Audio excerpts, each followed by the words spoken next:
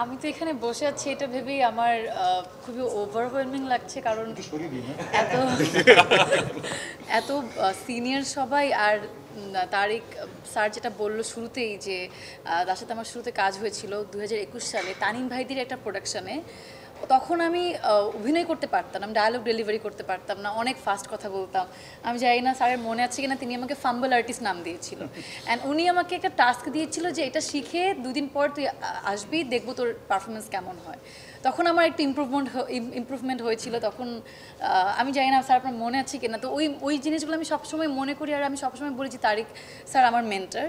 তো এখন আমার একই ছবিতে কাজ করেছি, এক পাশে বসে ইন্টারভিউ দিচ্ছি, এটা আমার জন্য একটা অ্যাচিভমেন্ট। সেখানে জয় আপা আছে, অপি আপা, চঞ্চল ভাই, দিনার ভাই আমার খুবই পছন্দের, তারা মিমি আপা আছে এই ছবিতে।